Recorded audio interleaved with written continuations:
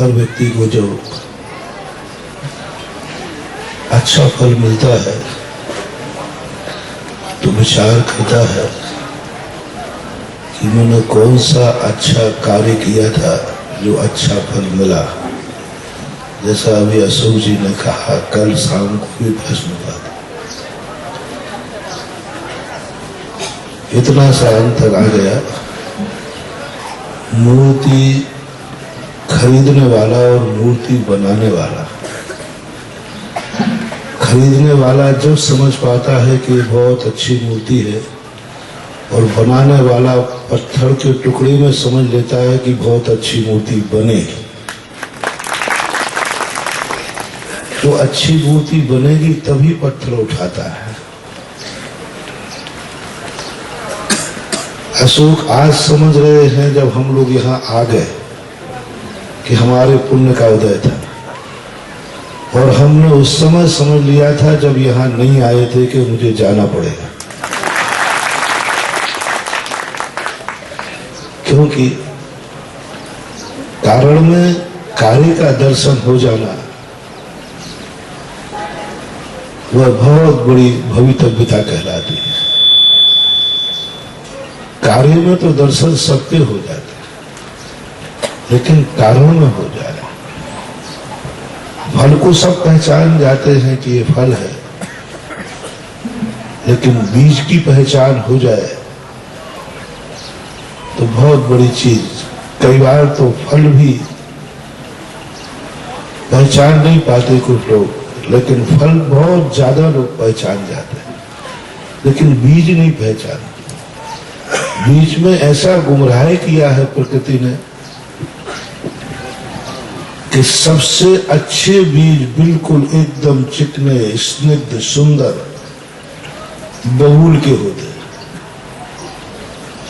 बहुत उसके बीज को देखो तो इतना अच्छा लगता है कि हाथ में लिए रहो, बहुत ही देखने में बहुत अच्छा लगता है।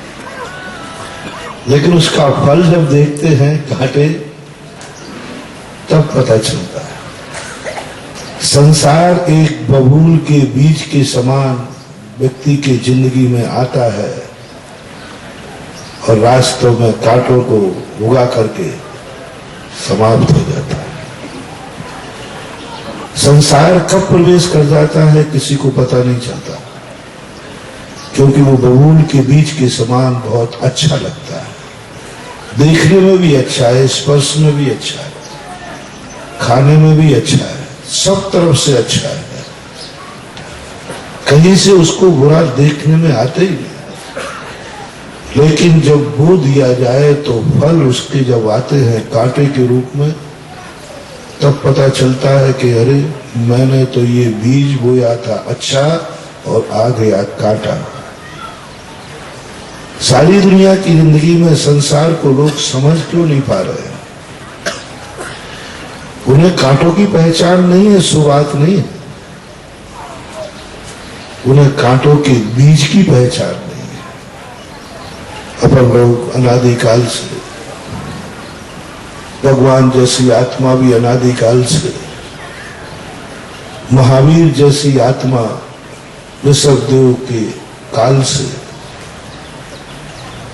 पहचान ही नहीं पाए। जब कांटे चुभते हैं, जब कांटे दिखते हैं, कांटे देखते ही भय लगता है, चुभते हुए तो चीख निकल जाती है। तब व्यक्ति सोचता है कि ये क्या हो गया। नीति कहती है कि फलों को जानने के पहले बीज को जानो,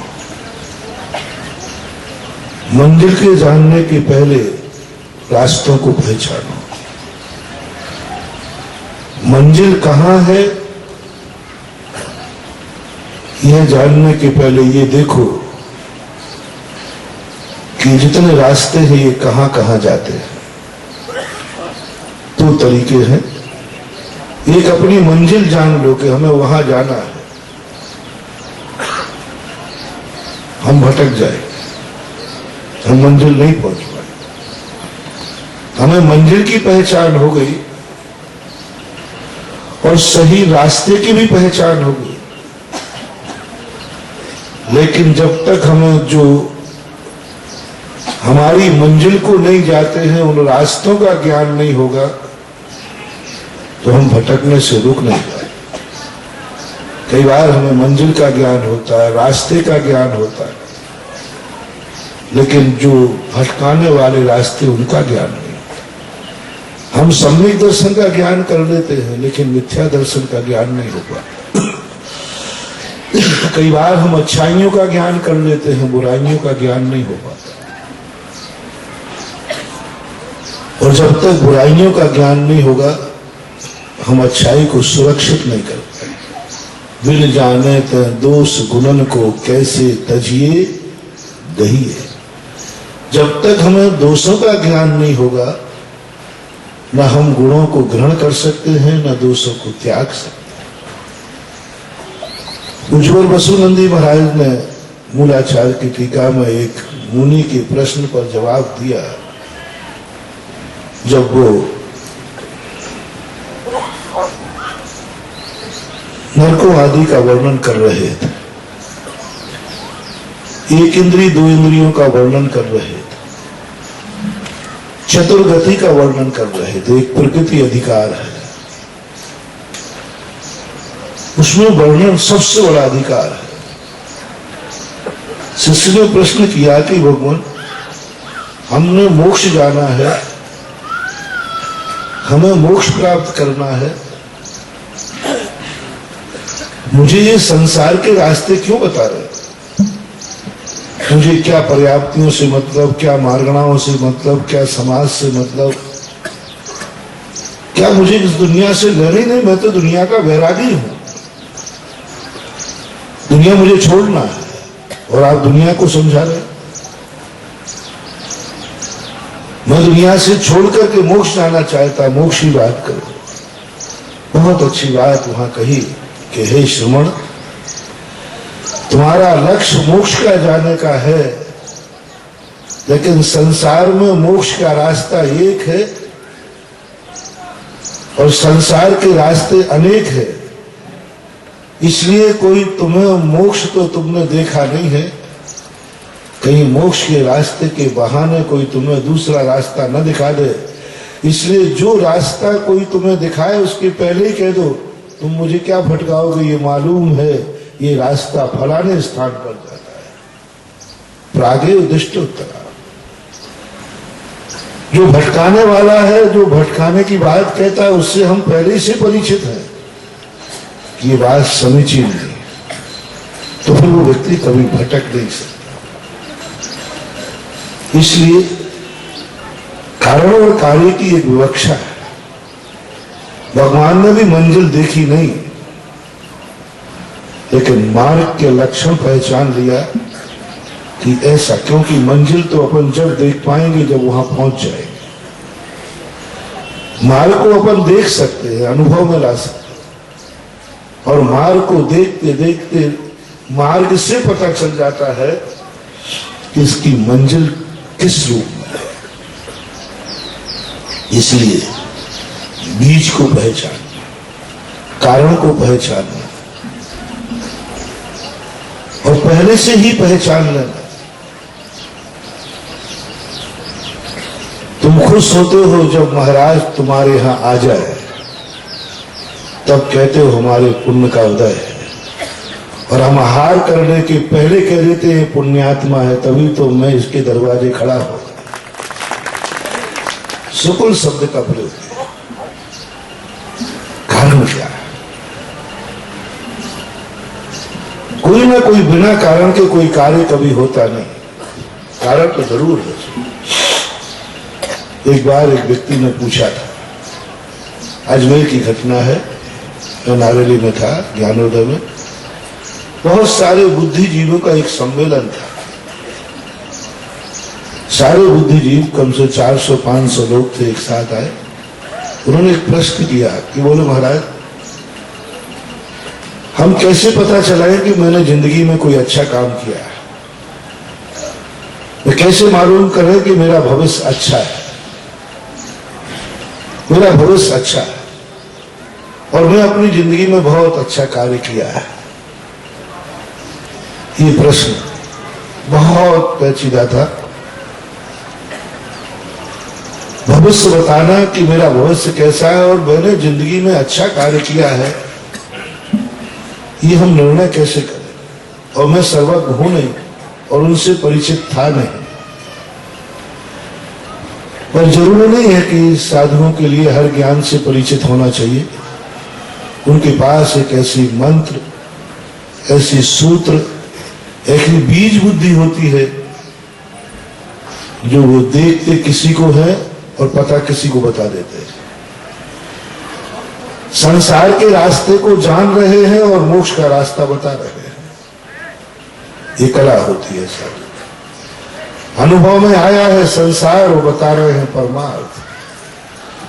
अनुभव में आई है कसाय भाव और बता रहे हैं निष्कसाय भाव। अनुभव में आ रहा है कर्म की परिणति और प्रवचन में आ रहा है कर्मातीत की दशा। अनुभव में आ रहा है इंद्रिय ज्ञान और बता रहे हैं अनिंद्रिय ज्ञान। अनुभव में आ रहा है कि सारा अनुभव मति शुद्ध ज्ञान के माध्यम से, इंद्रियों के माध्यम से इंद्रियों के विषयों का अनुभव कर रहे हैं और आनंद ले रहे हैं अतीन्द्रिय। कैसे हो सकता? ज्ञान तो इंद्रिय ज्ञान है, आनंद अनिंद्रिय का कैसे आ सकता है? कैसे आ सकता है? बहुत बड़ी बात।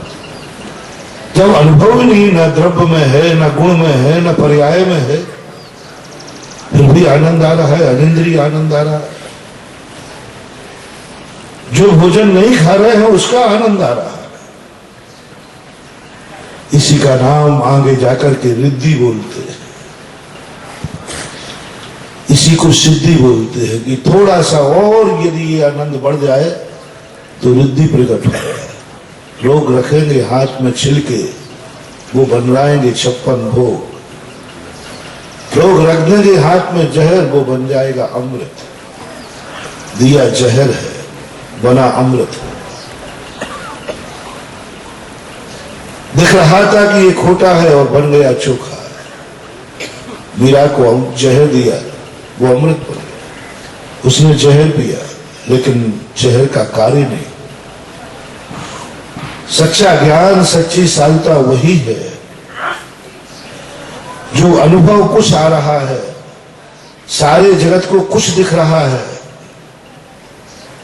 लेकिन साधु का एक आनंद अलग आ रहा है।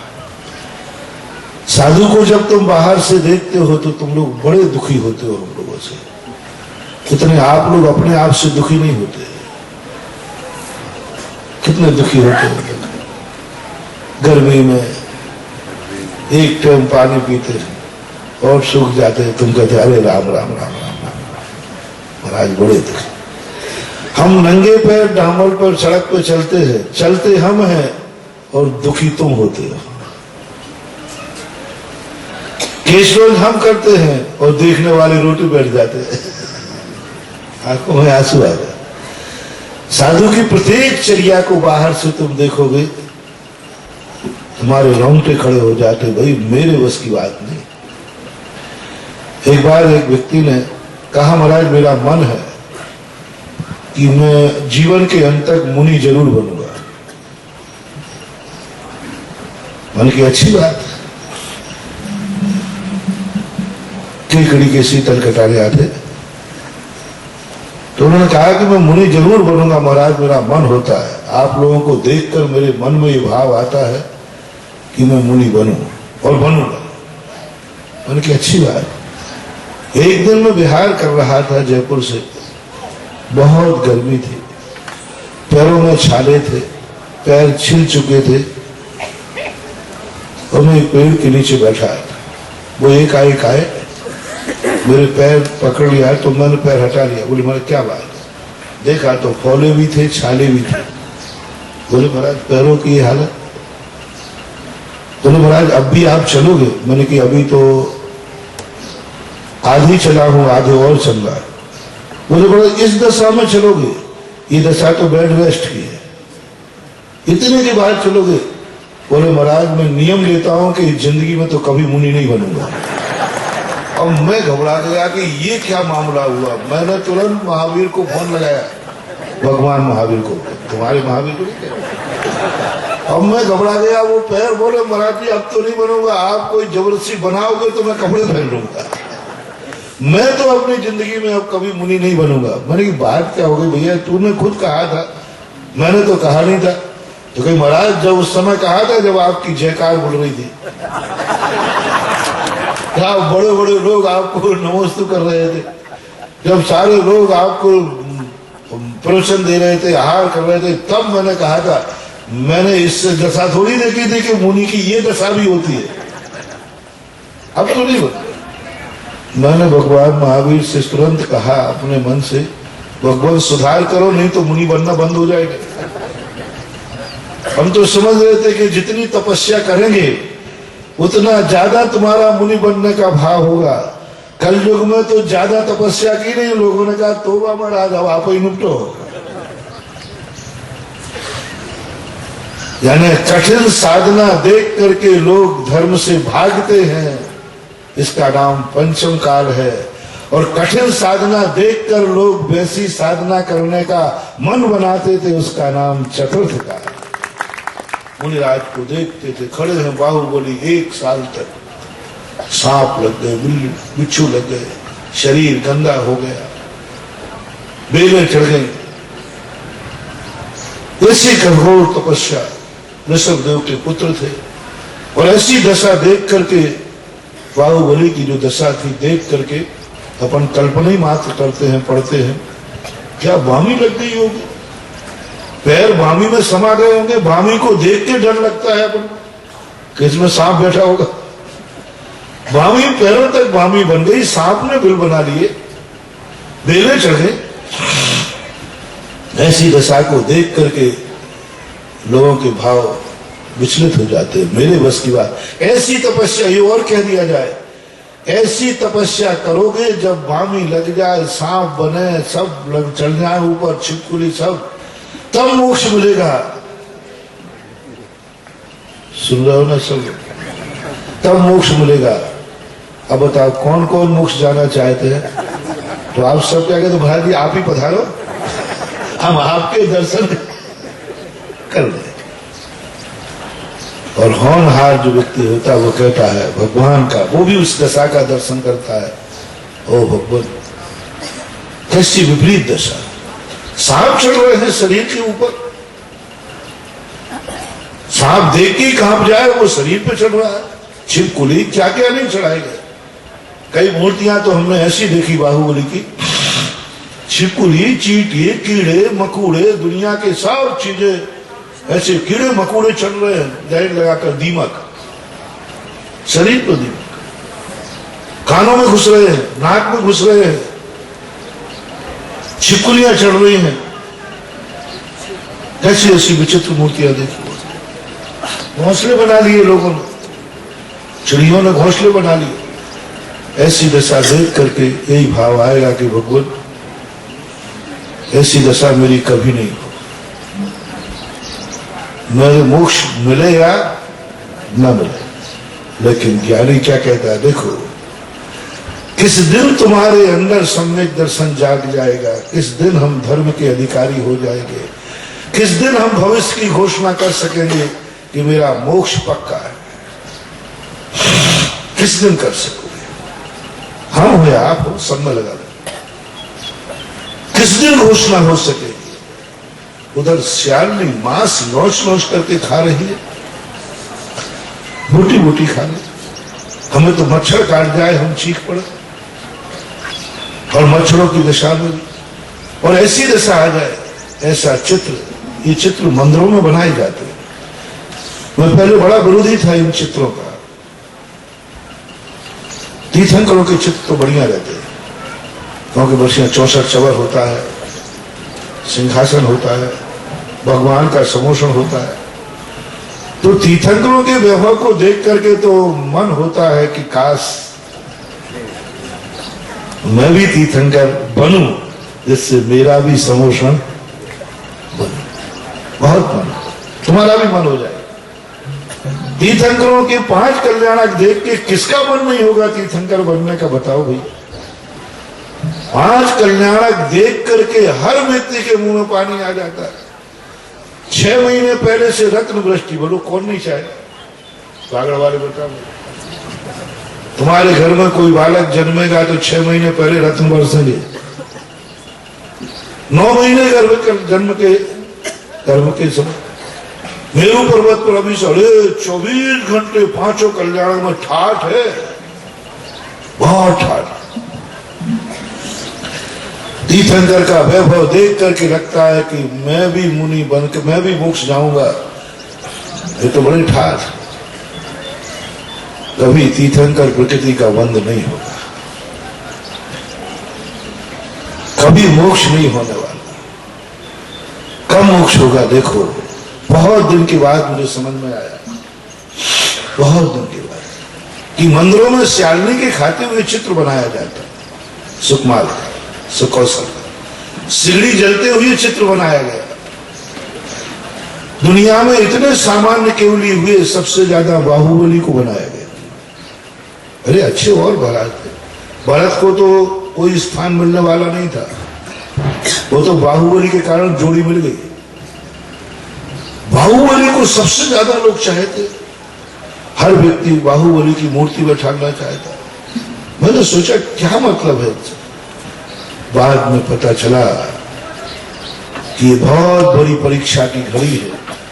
भगवान के 5 कल्याणक देख करके भगवान बनने का भाव हो सकता है, क्योंकि वहां दुख कुछ भी नहीं है, सुख ही सुख। लेकिन जैसे ही सुकौशल महाराज को देखो, वो शेरनी खारी लौच लौच कर दी। अब कैसा लग रहा है, बंदे तदगुण लब्धे। तीर्थंकर को देख के तो लग गया कि काश मेरा भी ऐसा ही हो गया, वैसा ही वैसे ही हो गया। हम लोग नहीं, आप लोग भी कह दो।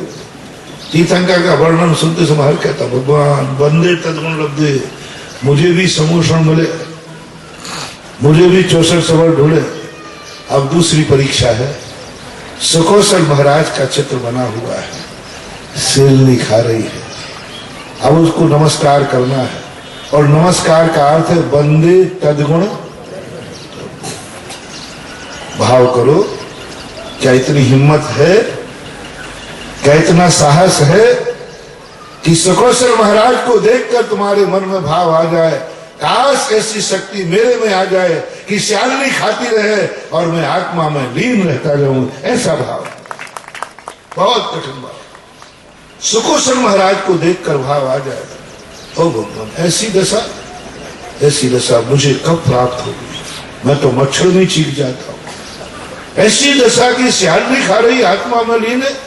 और भगवान हे सुकौशल महाराज, मुझे आशीर्वाद दो कि मैं ऐसी दशा मेरे जीवन में आवे और फिर भी मैं अपने आत्मभाव से न डरूं। सिगड़ी सिर पर जल रही है गज कुमार, उनको देख करके डरो मत। यदि ये कह दिया जाए कि ऐसी दशा होगी, पहले श्यालनी खाएगी तुम्हें लौच लौच करके, तब मोक्ष मिलेगा, तो कितने लोग भाग जाएंगे। कई मुनि तो मुनि दीक्षा छोड़ देंगे श्यालनी का नाम सुनते ही, कि जिसने मुनि दीक्षा ली, यदि गुरु महाराज परीक्षा करें, जो मुनि दीक्षा लेगा उसको शेर खाएगा, और ये और कर दे गारंटेड, तो शायद कहीं मैं ही नहीं भाग जाऊं। क्या पता शेर नहीं से खाना पड़े।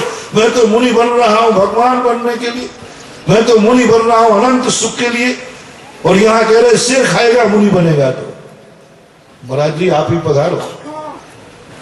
और वहां ऐसा भाव आ जाए, बोले क्या बात, सिगड़ी चल रही है, स्वामी ने सांप बना लिए, सब कुछ कर लिया।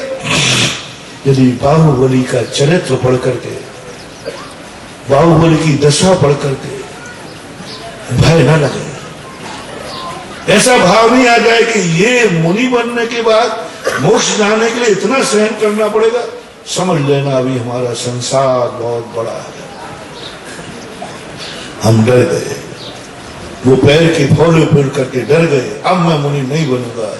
मैंने कि जाओ, अभी तुम्हारा अनंत संसार है, 4-4 बार स्वाध्याय करके, क्योंकि उनके पिताजी स्वाध्याय से 4-4 बार स्वाध्याय करने के बाद भी अनंत संसार है, क्योंकि तुम मुनि के पैर फौले देख करके तुमने मुनि बनने का भाव बदल दिया। क्या देखकर? शीतलाचार देख के नहीं। तो मैंने कहा कि तुम मुनि बनने का भाव जरूर बना लोगे यदि मैं गाड़ी में चलने लग जाऊं, एसी गाड़ी में, जैसे अभी विमल गया ना, ऐसे हेलीकॉप्टर में हम लोग चलने लग जाए हर मुनि के लिए, एसी में बिल्कुल बढ़िया एयर कंडीशन में, तो जरूर महाराज ऐसी व्यवस्था यदि मुनि बनने की बन जाए, फिर देखो मुनियों की लाइन लग जाएगी।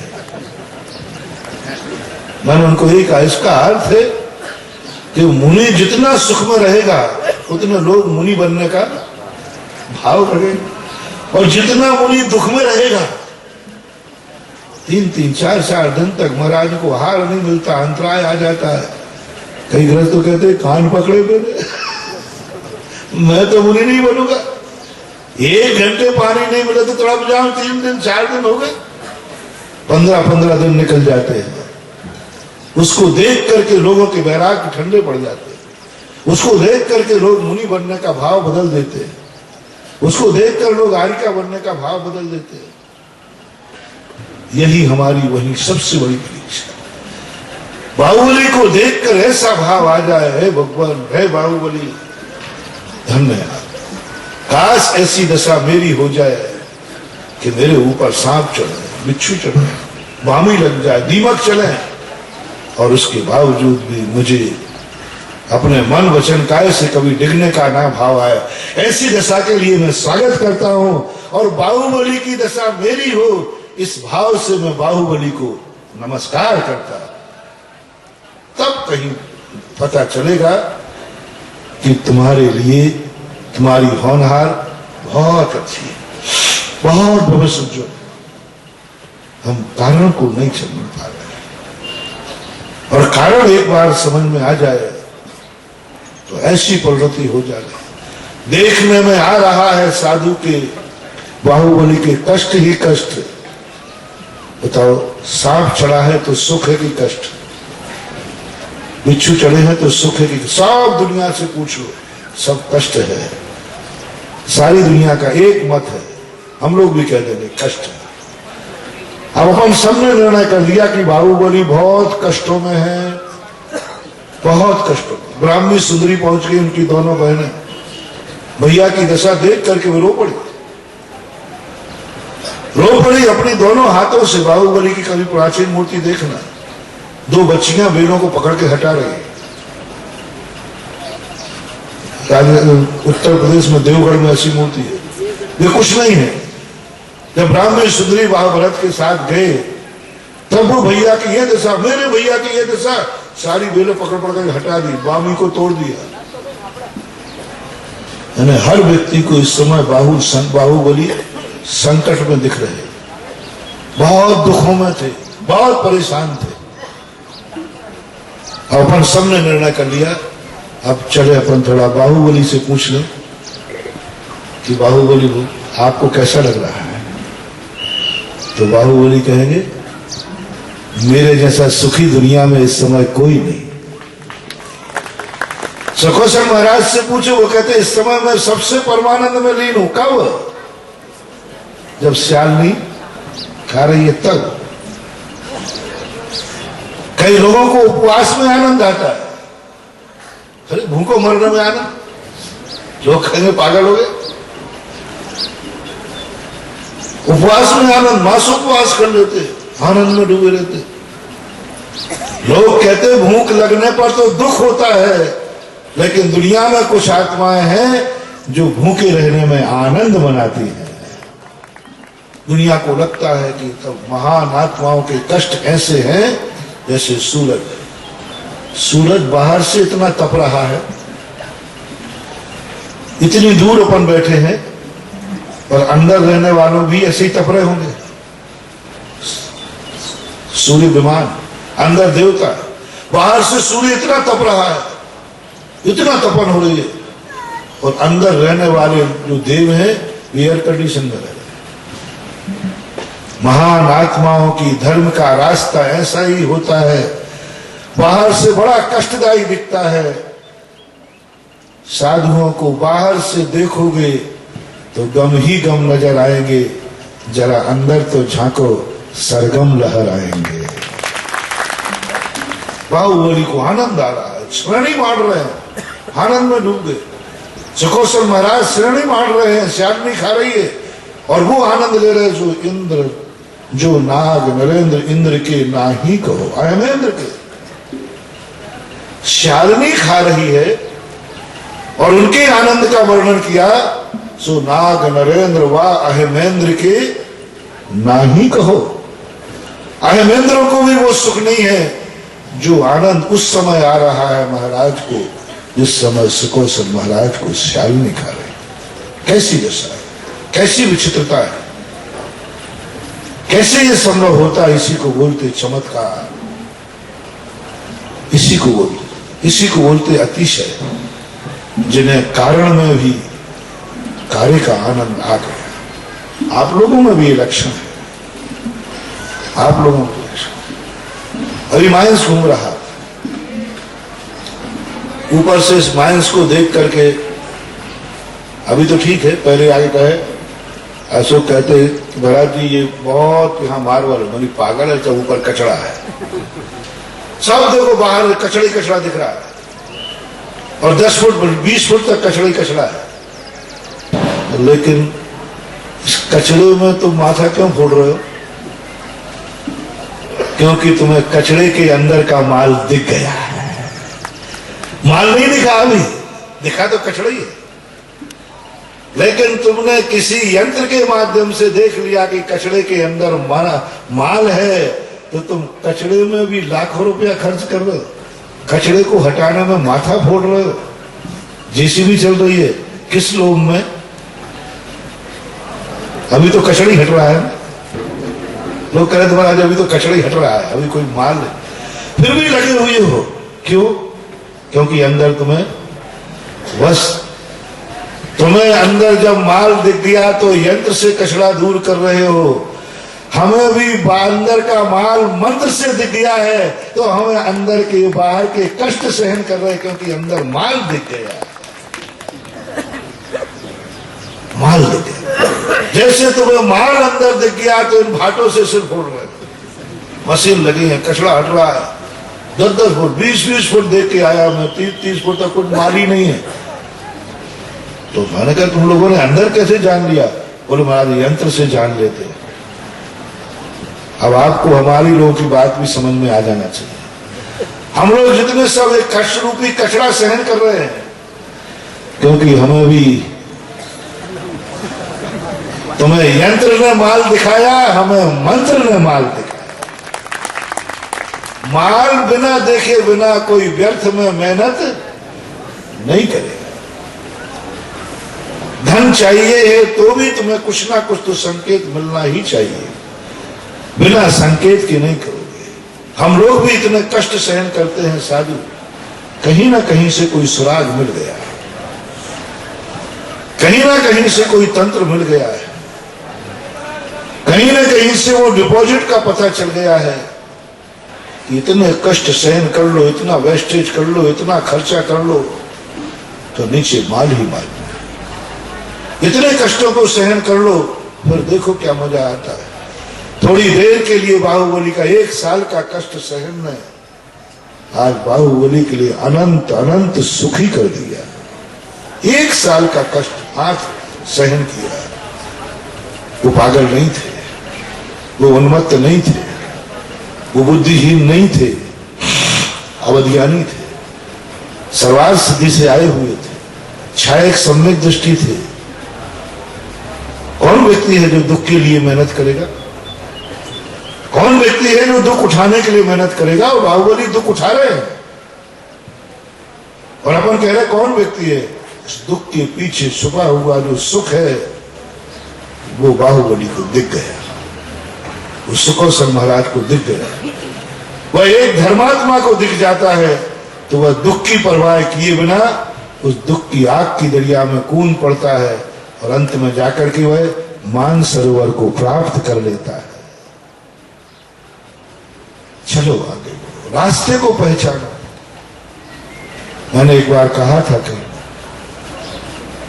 मंजिल का पता लेकर मैं निकल गया हूं अनजाने रास्ते पर। मंजिल का पता लेकर मैं निकल गया हूं अनजाने रास्ते पर। भटकते ही सही मंजिल पा लेंगे।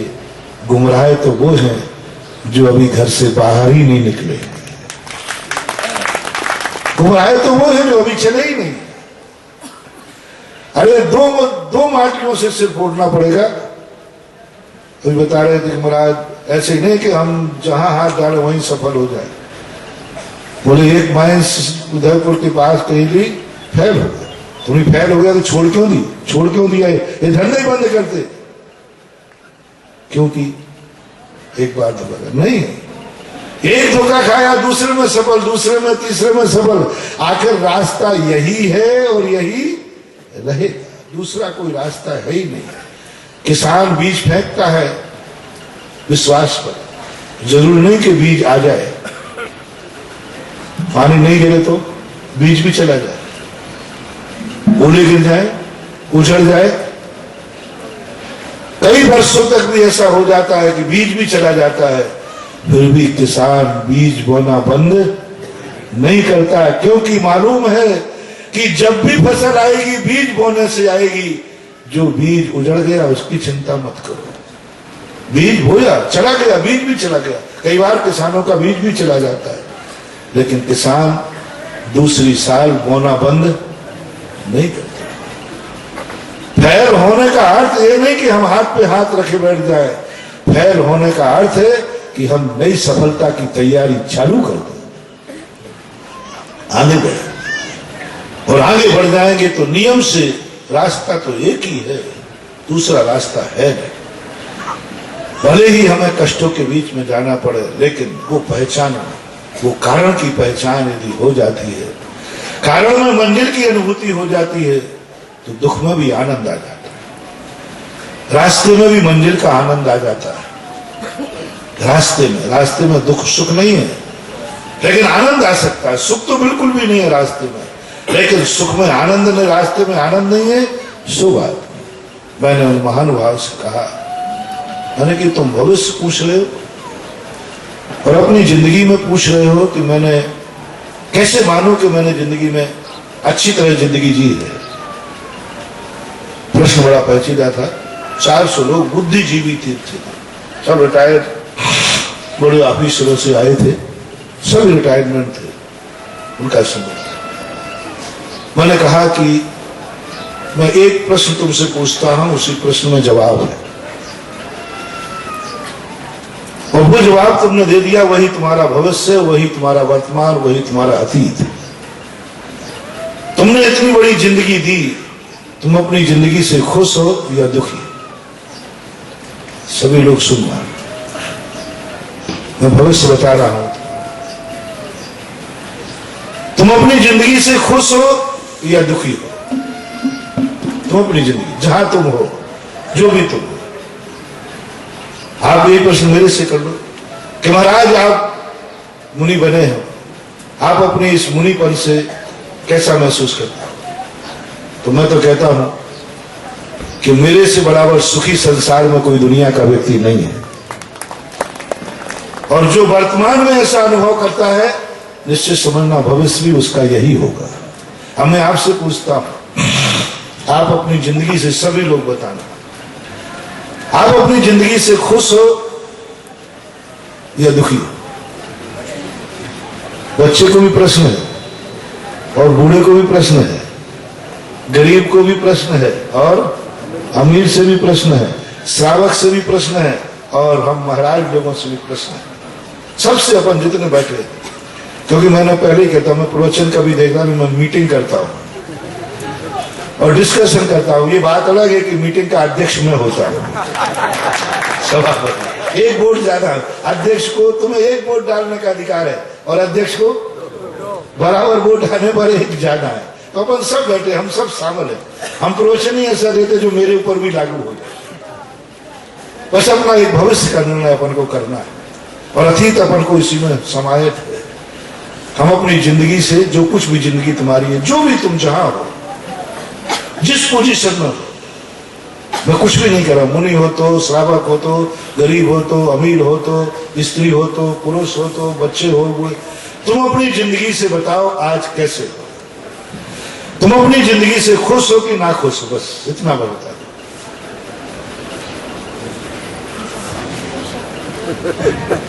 आपके चरणों में बैठे इसलिए खुश हैं। मेरे को मत लपेटो बीच में।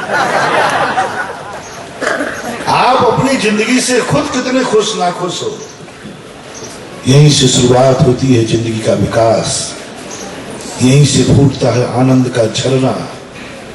लोग कहते हैं वो आनंद का झरना फूटता है आत्मा में से, कहां से फूटता है? कोई वहां गुब्बारा रखा है क्या? कोई वहां झील बनी हुई है क्या? कहां से फूटता है अमृत का झरना? कहां से फूटता है वो आनंद का झरना? बस एक प्रश्न का जवाब जिंदगी में आ गया कि मैं अपनी जिंदगी से खुश हो या ना खुश हो, बस अपनी जिंदगी से। महानुभाव, 99% लोग अपनी जिंदगी से दुखी है। कोई तन दुखी, कोई मन दुखी है, कोई अपने आप से दुखी है, पड़ोसियों से नहीं, अपने आप से। बहुत सारे लोग हैं जो खुद से दुखी है, बहुत सारे लोग हैं परिवार से दुखी है, बहुत सारे लोग पड़ोसी से दुखी है, बहुत सारे लोग पता नहीं किस किस से दुखी है, और बहुत सारे लोग हैं जो मच्छरों से दुखी है कि नहीं? मच्छरों से दुखी। बहुत सारे लोग ठंड में, लोग ठंड की हवा, ठंडी हवा से दुखी है। बताओ कौन सुखी है? और मैंने कहा तुम पहले ये बता देना अपनी जिंदगी में खुश हो या ना खुश। ठंड में ठंडी हवा चल रही है, सुखी हो कि ना खुश? निर्णय करो जल्दी। ऐसे नहीं कि साधु कोई प्रश्न पूछे तो ये बोर्ड का प्रश्न है, हाँ ऐसे नहीं कि कोई लेक्चरर पूछ रहा है, बोर्ड परीक्षा का प्रश्न। तुम अपनी हालत में बताओ तुम कितने % जिंदगी में खुश नजर आए। यदि 100% हो तो वो बता दो कि मैं जिंदगी में, अपनी जिंदगी से हर परिस्थिति में खुश रहा हूं और खुश हूं। बहुत सावधानी से बोलो। ठंड में ठंडी हवा चल रही है, कैसे खुश हो? गर्मी में गर्मी लपटें चल रही हैं, कैसे खुश हो? मच्छर काट रहे हैं, बड़े दुखी हो, बहुत परेशान हो, बहुत कठिन है। ऐसा सुखी खोजना कठिन है जो ये कह दे महाराज मैं अपनी जिंदगी की हर परिस्थिति में 100% सुखी हूं। पंचम काल में तो मिलना कठिन। सेल नहीं खा रही है तब भी क्या कहना है? उस समय में तो बड़ा सेल नहीं आ जाएगी तो मैं दुखी हूं, उस समय क्या कहना है? मैं सुकौशल से पूछते अपन उस समय तो वे अपने आप को सुखी घोषणा करते कि दुखी। बोलो जल्दी। बाहुबली उस समय अपने आप को सुखी घोषणा करते कि दुखी, सुखी। तो इससे सिद्ध है आज नहीं है, अपने भाग्य नहीं है, अपनी इतनी तकदीर नहीं है, अपना इतना पुरुषार्थ नहीं है कि हम अपनी जिंदगी के संबंध में बोल सके कि मेरी जिंदगी मेरे हाथ में है। और जब जिंदगी मेरे हाथ में है तो मैं सुखी हूं। अपने हाथ से अपने आप को दुखी कोई नहीं करता। अपने हाथ से अपनी जिंदगी कोई दुखी नहीं करता। जो जिंदगी मेरी है तो मेरे हाथ में है, और जो चीज मेरे हाथ में है वहां दुख कैसा?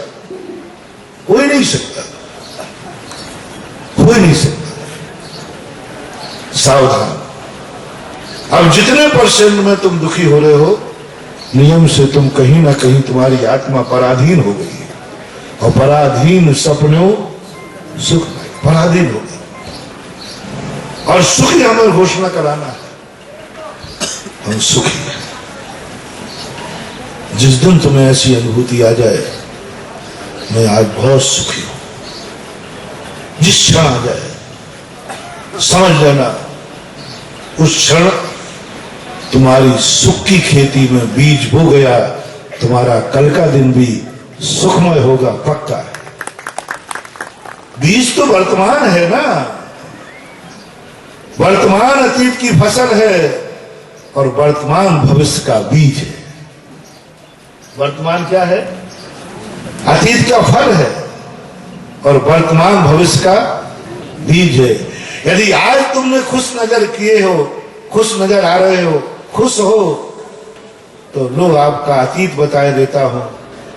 कल भी तुम खुश थे, क्योंकि कभी बबूल के बीज पर आम नहीं लगते हैं। आज खुश हो तो कल तुमने खुशी का बीज बोया था, उसी का परिणाम है कि आज खुशी का बीज लगा है। अतीत भव में भी तुमने कभी देव साध गुरु को पाकर के आनंदित हुए थे, वो आनंद का बीज पड़ गया, आज फसल के रूप में तुम्हारी माइंस पर आ गया। ये है तुम्हारा अतीत। मैं अब अधिकार नहीं, सब लोग मेरे भविष्य पूछने आ जाओ। मैं तो वर्तमान देखता हूं और अतीत बता देता हूं कि वर्तमान में यदि किसी को किसी चीज को देखकर आनंद आ रहा है, वही तुम्हारा अतीत है, वही तुम्हारा बीज है, वही तुम्हारा बीज। और आज यदि तुम्हें आनंद आ रहा है तो यही तुम्हारा भविष्य है कि आज तुम्हें देव साध गुरु को देखकर यदि तुम आनंदित हो रहे हो, तो कल भी तुम्हें ये आनंद की वस्तु मिलती रहेगी। ये भविष्य की घोषणा। पहले तो आपसे हमने पूछा कि तुम अपने आप को कितने खुश नजर आ रहे हैं। हर व्यक्ति पहले अपनी जिंदगी को ये साधना करे। नमोकार मंत्र की साधना से करने से तुम सुखी हो जाओगे, वो तो निमित्त है। हम साधु और गुरु भगवान सब मिलकर के भी तुम्हें सुखी नहीं कर सकते, तो निमित्त है। सबसे बड़ा सुखी का नजर है कि आप अपनी जिंदगी से जो तुमने खुद बनाई है, कहा जाता है कि अपनी जली हुई रोटी भी अच्छी लगती है अपने हाथ की रोटी। मैं कह रहा हूं तुम्हारी जिंदगी तुमने खुद बनाई है, आप किस पर रो रहे हो? तुम्हारी जिंदगी के निर्माता तुम हो। खुद लिखे और खुदा वाचे। किस्मत किसने लिखी है? किसने लिखी? कई लोग कहते भाई भगवान किस्मत लिखने वाले। अरे तेरी बही का तो भगवान लिखेंगे? भगवान तेरे बाप का मुनि में क्या? तो तेरी किस्मत लिखते फिरेंगे? वो मुनि में क्या पागलपन मचा रखा है? भगवान लिखते हैं सबकी किस्मत। अरे भगवान कोई मुनि में जो किस्मत लिखता रहता है सबकी? वो मालिक है, वो सर्वशक्तिमान है। सर्वशक्तिमान कभी किसी का काम उसने किसी ने किस्मत नहीं लिखी, स्वयं ने किस्मत लिखी अपनी। अब बांटने की बारी आई तो खुद लिखे और खुदा। जो कमजोर बच्चे होते ना, जो परीक्षा में जब बैठते हैं ना, तो उनका दिमाग नहीं चलता। अंत में जब बहुत 5 मिनट की घंटी बजती है, तो इस तरीके से लिखता है कि उससे भी कहा जाए कि तू बांट दे क्या लिखा है। अंत के 5 मिनट परीक्षा देने वाले विद्यार्थियों को मालूम है कि पहले तो सही लिखता है, जब 5 मिनट लगे और अभी तो 2 प्रश्न बाकी हैं, 5 मिनट शेष हैं, अब वो इतना फॉरवर्ड हो जाता है, इतना फॉरवर्ड कि उसको मास्टर जांचने वाला कहे कि भैया तू ही बांच के बता दे क्या लिखा है, तो वो भी नहीं बांच पाए। बस यही अपनी जिंदगी में हो रहा है। हमने अपनी जिंदगी इतनी फॉरवर्ड लिखी, इतनी फॉरवर्ड लिखी किस्मत, क्योंकि जिंदगी में जब मरने लगे तब हम धर्मात्मा बन गए। जब जिंदगी जाने लगी तो धर्मात्मा बन गए। जब कष्ट का पहाड़ टूट पड़ा तब धर्मात्मा बन गए। जब आग लगी तब कुआं खोदने की प्लानिंग बनाई। अब उसमें तो अब आग लगी है, कुआं खोदना है, तो एक आध दबेगा उसमें, क्योंकि जल्दी जल्दी खोदोगे, बांधने का तो समय, और पानी निकलते ही निकालोगे तब तक ऊपर के कुएं की पाड़ जो है वो खिसक के। सच्चा विद्यार्थी 5 मिनट घंटी बजने के पहले अपनी कॉपी को बंद कर देता है और पुनः रोल नंबर चेक करना शुरू कर देता है कि रोल नंबर गलत ना हो। 5 मिनट पहले, 5 मिनट घंटी बजती है, जब तक तो वो धागा कसने लग जाता सप्लीमेंट्री का, तब तक वो रोल नंबर देखने लग जाता, रोल नंबर सही है कि नहीं, पेपर पूरा हो गया। और जो व्यक्ति 5 मिनट कहते अब क्या क्या लिखूं, वो फिर अपन लोग ऐसी ही जिंदगी के। ज्ञानी व्यक्ति अपनी जिंदगी के समाप्त होने के पहले ही तैयार बैठ जाता है, बस मेरे सब काम हो चुके, अब कोई काम शेष नहीं है। अब बस मैं अपना नंबर चेक और कर लूं और जो जिंदगी की पूरी जिंदगी भर अपनी जिंदगी व्यतीत कर रहे 5 मिनट से बचे, जल्दी लिखो। अब उसमें किस्मत ऐसी लिखी जाती है कि खुद लिखे और खुदा बाँटे। अपनी किस्मत हमारी लिखावट है, हमने लिखी है और हम खुद नहीं बाँच पा रहे। कम से कम इतना धीमे लिखो कि कोई बाँच पाए या ना बाँच पाए, हम अपनी राइटिंग खुद तो बाँट ले। हमने खुद लिखी है अपनी जिंदगी, खुद ही हमारी जिंदगी बनी है और हम अपनी जिंदगी से दुखी है। इससे बड़ा दुर्भाग्य क्या हो। हम अपनी लिखावट से सुन परेशान हैं और 99% लोग अपने खुद से परेशान है, अपनी जिंदगी से परेशान, अपने मन से परेशान है। इसलिए परेशान हो जाते हैं कि माला फेरने बैठते हैं और मन बाहर दौड़ जाता है, वो झुंझला जाते, क्या करूं। अरे भाई तू अपने मन पर कंट्रोल नहीं कर रहा। मन किसका है? मन किसका है? तुम्हारा मन होकर तुम अपने मन पर कंट्रोल नहीं कर पा रहे। वो कैसा दुर्भागा है जो बेटे का बाप होकर के बेटे पर कंट्रोल नहीं कर पा रहा है और बेटा उल्टा जवाब दे रहा है, कंट्रोल ही नहीं आ रहा।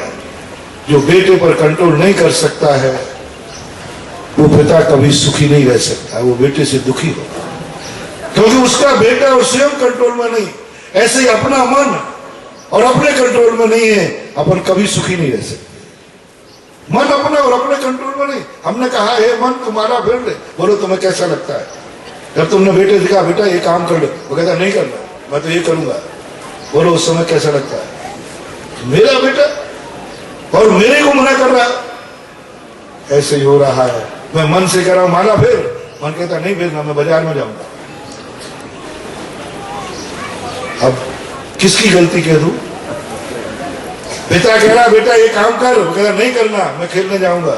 मां कह रही बेटा पढ़ने बैठ जा, बोले नहीं जाता, मैं खेलने जाऊंगा। अब इसमें किसकी गलती मानू बता दो, आप सब लोग बताओ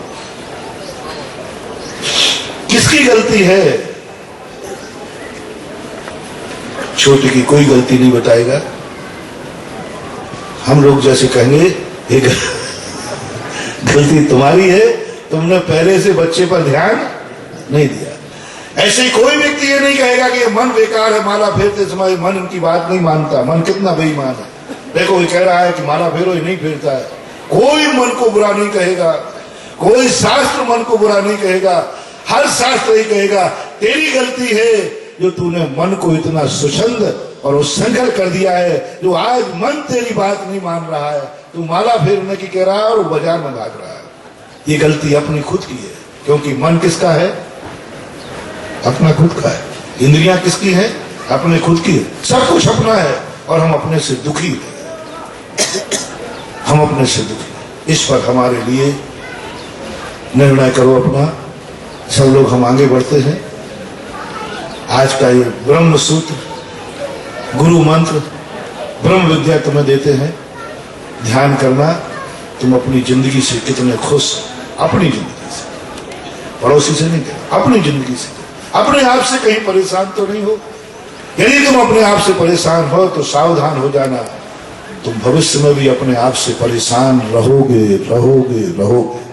कोई दुनिया की ताकत नहीं रोक सकती, भगवान भी आ जाए तो नहीं रोक सकते, क्योंकि तुम अपने आप से दुखी हो।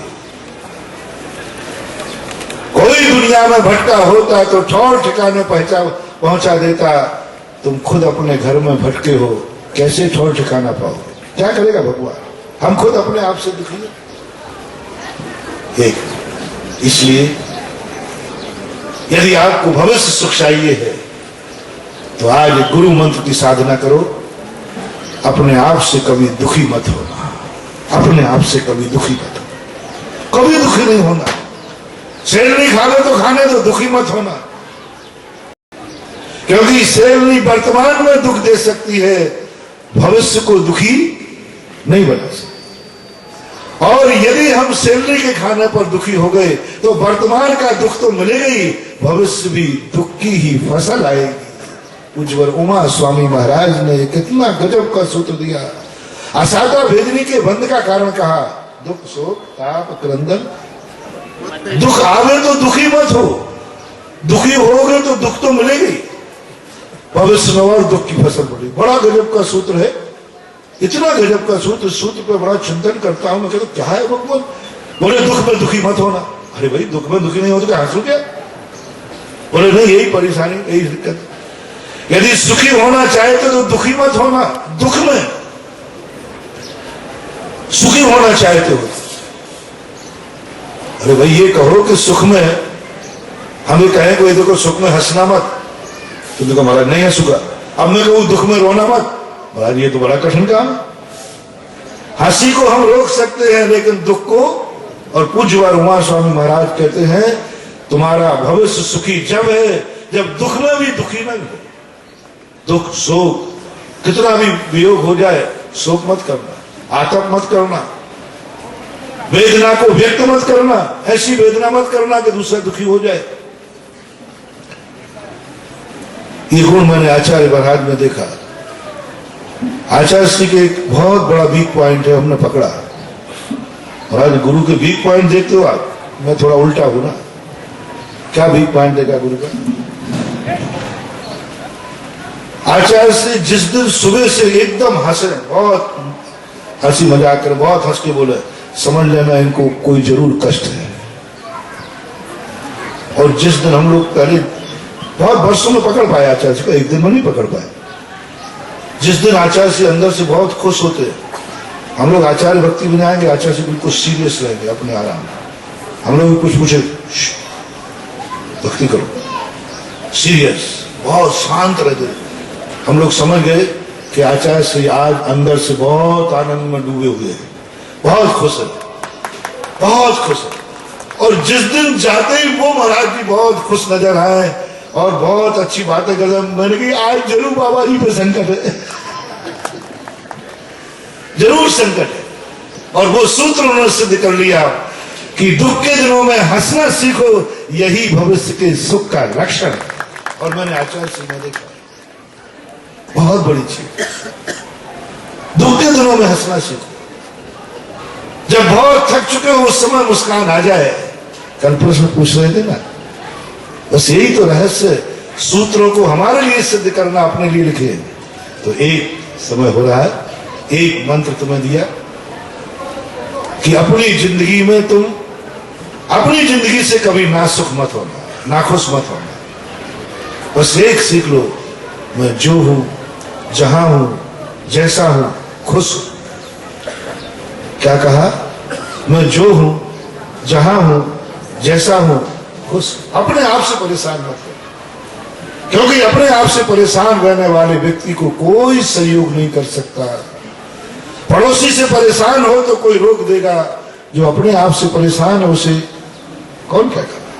तो एक मस्ती तो अपन आज ले ले, एक आनंद तो अपन आज ले ले, एक देव साथ गुरु का आशीर्वाद तो अपन ले लें कि हम अपनी जिंदगी में कभी अपने आप से दुखी नहीं रहेंगे। अपने आप से, हम दूसरों से नहीं कह रहे, पड़ोसी से दुखी अभी वो बात नहीं कर रहे, अपने आप से मैं कभी दुखी नहीं रहूंगा।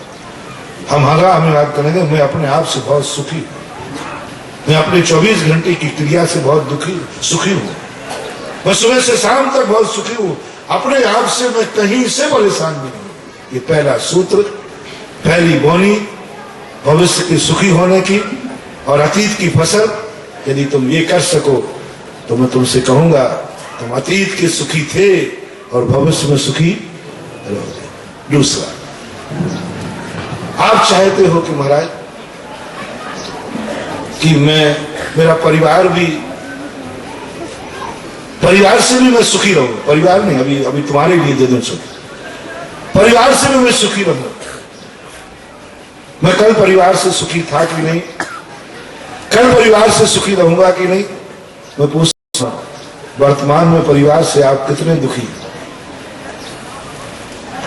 मैं भविष्य की बोनी पर फसल बता रहा हूं, क्योंकि आज प्रश्न ही भविष्य बताने का आया है। अपने परिवार से तुम कितने % में दुखी हो और कितने % में सुखी हो?